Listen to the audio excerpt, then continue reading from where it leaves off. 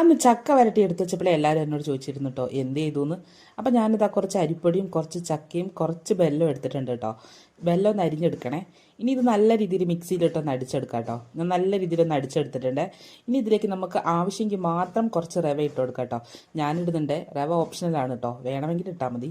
അങ്ങനെ ഞാനിതാ ഒരു പാത്രത്തിലേക്ക് നെയ്യ് ആക്കിയിട്ട് അതിലേക്ക് ഒഴിച്ചു കൊടുത്തിട്ടുണ്ട് കേട്ടോ. ഇനി ഇത് അടച്ച് വെച്ചിട്ടങ്ങ് വേവിക്കാം. ഒരു 10-15 മിനിറ്റ് കേട്ടോ. അപ്പോഴത്തേക്ക് ഇത് വെന്ത് വന്നിട്ടുണ്ടാവേ. അപ്പം ഞാനിതാ ഒരു ഫോർക്ക് വെച്ച് കുത്തി നോക്കുന്നുണ്ട് വെന്തിട്ടുണ്ടോ കേട്ടോ. കുറച്ചുകൂടി വേവാറുണ്ട്. അപ്പം ഞാൻ അടച്ചു വെച്ച് വേവിച്ചു കേട്ടോ. അങ്ങനെ വെന്ത് കഴിഞ്ഞു തുറന്നിട്ടുണ്ടേ. കുറച്ച് നേരം കഴിഞ്ഞിട്ടാണ് കേട്ടോ തുറന്നിട്ടുള്ളത്.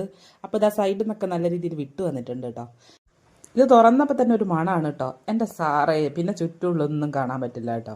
അങ്ങനെ ഇതാ നമുക്ക് ആവശ്യത്തിന് ഇഷ്ടമുള്ള ഷേപ്പിൽ കട്ട് ചെയ്തെടുക്കാം കേട്ടോ. റെക്റ്റാങ്കുലർ ഷേപ്പിലാണ് കേട്ടോ ഞാൻ കട്ട് ചെയ്തെടുക്കുന്നത്. നമുക്ക് ഇഷ്ടമുള്ള ഷേപ്പിൽ കട്ട് ചെയ്യാവേ.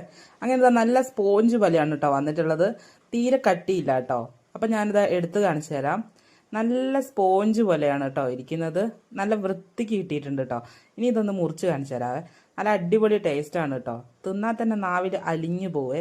അപ്പോൾ എല്ലാവരും ഇതൊന്ന് വീട്ടിൽ ട്രൈ ചെയ്ത് നോക്കണം കേട്ടോ. അപ്പോൾ ചാനൽ ഇഷ്ടപ്പെട്ടാൽ ലൈക്ക് ചെയ്ത് സബ്സ്ക്രൈബ് ചെയ്യണേ.